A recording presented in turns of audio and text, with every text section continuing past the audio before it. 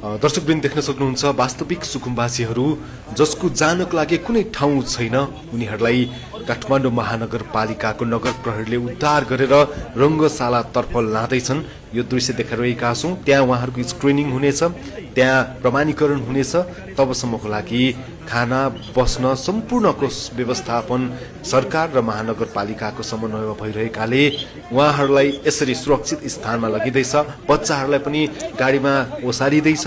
यति बेला सरकारले महानगरले मानवीयताको उदाहरण प्रस्तुत गरेका छन्। बडो मन छुने दृश्य यति बेला हामीले देखाइरहेका छौँ। उहाँको 1 महिनाको सुत्केरी रहेछ, हामीले बस्ने स्थानमा पुर्याइदिन खोजेको हो।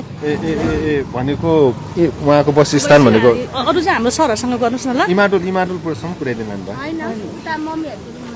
मम्मीहरूको रुममा। कुन ठाउँमा छ रुम चाहिँ? रुम चाहिँ कुन ठाउँमा छ?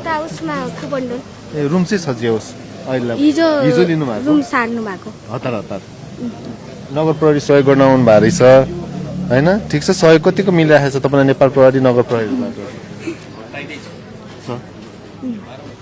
सामान सार्न सहयोग गर्नु भएको छ उहाँले? हामीले हिजो नै सारिसकेको थियो।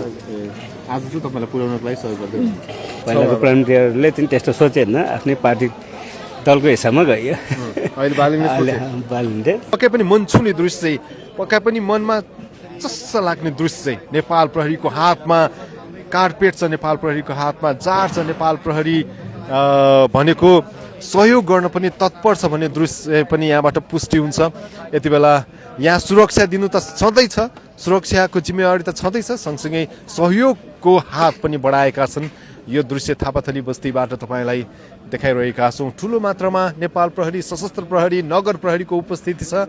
3 दिन अगाडि मात्र झन्डै 2/3 सरकारका प्रधानमन्त्री बालेन्द्र शाहले निर्देशन गरे पश्चात यो सुकुम्बासी बस्ती हट्दैछ। हिजो भर्खर उहाँले सामाजिक सञ्जालमा एउटा स्टेटस पनि सेयर गर्नुभएको थियो। त्यहाँ प्रष्ट लेख्नु भएको छ, पहिलो चरणमा हामी यो खोला वरिपरिका सुकुम्बासी बस्ती यो कारणले पनि हटाउँदैछौँ ताकि अब आउँदै गरेको बर्खामा उहाँहरू पीडामा नपरुन्, बर्खामा फेरि नडुबुन् र यहाँबाट उद्धार गर्नु हाम्रो कर्तव्य हो। अब यसलाई भोट ब्याङ्क नबनाऊ भनेर बालेन्द्र शाहले भनिरहँदाखेरि त्यही अनुसारले यहाँका बासिन्दाले पनि त्यसलाई ग्रहण गरेको, बालेनको सन्देशलाई उहाँहरूले मनमा राखेर उहाँको सन्देशलाई सकारात्मक रूपमा लिएको पनि हामी बुझ्न सक्छौँ। जसले गर्दा यति बेला बस्तीबाट आफै हट्दै हुनुहुन्छ, सँगसँगै प्रहरीको सहयोगमा हट्दै हुनुहुन्छ उहाँहरू। यो दृश्य तपाईँलाई देखाइरहेका छौँ हामी। फोहोर छ यस्तो चाहिँ सुकुम्बासी बस्तीले गर्दाखेरि अलिकति सरसफाइ हुन्छ, राम्रो हुन्छ, खलन्दाला पनि राम्रो हुन्छ।